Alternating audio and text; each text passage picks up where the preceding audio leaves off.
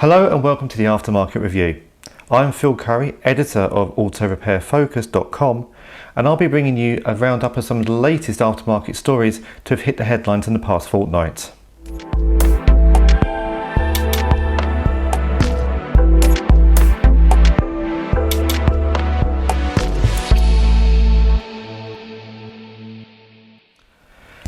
Now we start with TMD Friction, which has recently achieved Institute of the Motor Industry or IMI accreditation, offering businesses and industry personnel globally recognised approved training for the independent aftermarket.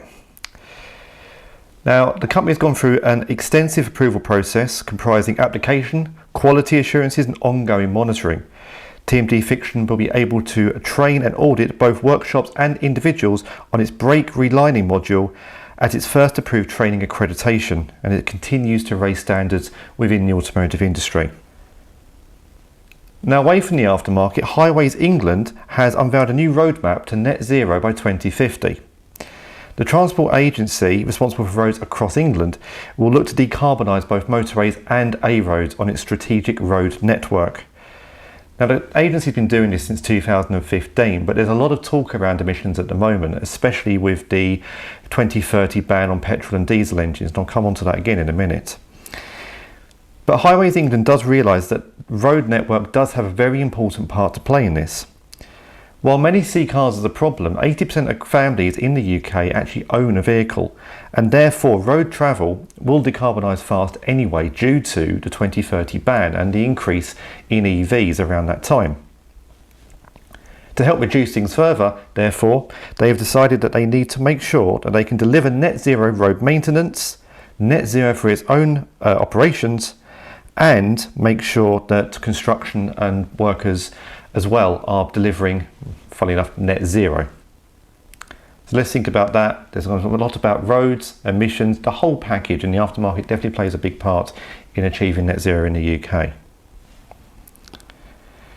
Now on that note, Banner Batteries has posted a positive financial performance for its last financial year, while also announcing its Agenda 2030 strategy. To ensure Banner is equipped to meet the challenges facing the automotive industry while also capitalising on future opportunities, it's launched its Fit for the Future plan. Central to this will be Banner's continued focus on organisational, production and portfolio strengths, while intensifying existing cooperations and opening up new opportunities in Europe, Asia and other overseas markets. Now, while the 2030 ban obviously will remove new petrol and diesel vehicles from the market, and by 2035 hybrids will be gone as well, many used vehicles will stay on the roads. The average age of the UK car park will probably increase to around about 10, maybe even 15 years. There are still 15-year-old models on the roads now. So aftermarket components such as batteries are going to be in demand for quite some time. And Banner is obviously capitalising on that, as many other aftermarket companies will, to make sure that they've got plenty of time to supply these vehicles before they end up in the scrapyard.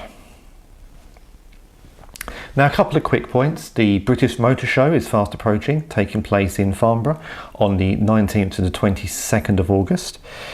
The National Automotive Industry Day takes place on the 19th of August, and that will see panel sessions and keynote speakers from the IMI, Fashion Research, as well as major manufacturers and specialists. And throughout the event, there's also going to be an array of great cars, products on display, the cars of stars, the cars of SOS, the cars of I'll start that one again.